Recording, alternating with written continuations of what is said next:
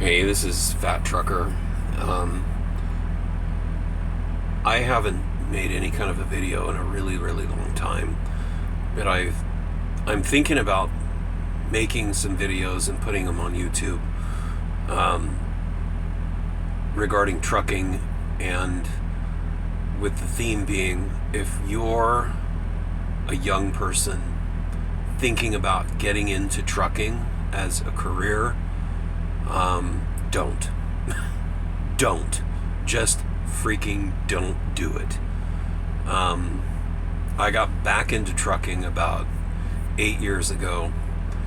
I had gone back to college in my 40s, got a degree in paralegal studies, and I went to work in a law office, and just, man, I just, the money that they paid for legal professionals who do all the grunt work was terrible, and I couldn't support my family. And what can I do? What can I do? What can I do? I can't go back to school, and incur more student loan debt. So I got back into trucking. It's terrible. It's absolutely terrible, and it's just getting worse as the months go on. When I got back into it about 8 years ago, it was so-so. It was okay. I had a few good gigs that, in hindsight, I'm kicking myself for not keeping, but I'm doing long haul, like Western States, and I'm out here. I'm up in Boardman, Oregon, and this is the perfect example of why you don't need to get into trucking. Is because you will not have a life. You will have no life. I have a beautiful wife and daughter at home. I never see them because I'm always on the road. I'm always in this fucking truck, and the weather sucks outside, so it's like you can't go out and walk or jog or anything like that. I can go to the supermarket and get a few, some food to keep in the fridge here, and try to eat healthy, but that's not always very easy to do. And they gave me a dispatch to race out here, to get here by 3 p.m. and I raced out here from Portland, Oregon. And I looked at the fine print, and it turns out that the appointment time was for 10 a.m. Well, I didn't get the dispatch until 11:30, so by the time I get out here, I'm considered late. And I checked in at 2:50 p.m. before they told me to get here before 3, and here it is. I've been waiting for 4 hours for a door, because now I'm on working status, and I spoke to somebody, and they said, well, it might be another 3 hours. This is typical.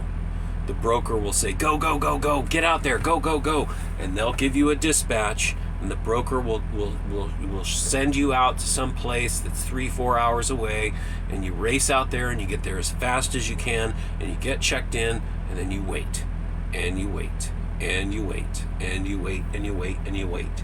And I've been at some of these places out here in eastern Oregon, eastern Washington, cold storage, frozen food places like Lineage, where you could be waiting for 9 hours, 10 hours. I waited at Lineage in Washington for 19 hours one time.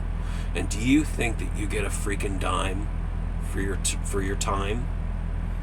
I mean, technically you're supposed to get paid detention, but the broker will say, no, we're not going to pay detention because you were late for the appointment. Well, motherfucker, you didn't send me you sent me the dispatch at 11:30 a.m. for a 10 a.m. appointment.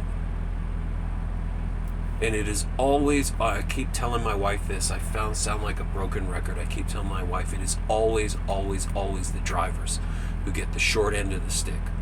You always get screwed. And so if you're thinking about getting into trucking, don't do it. Don't do it. Go work anywhere else.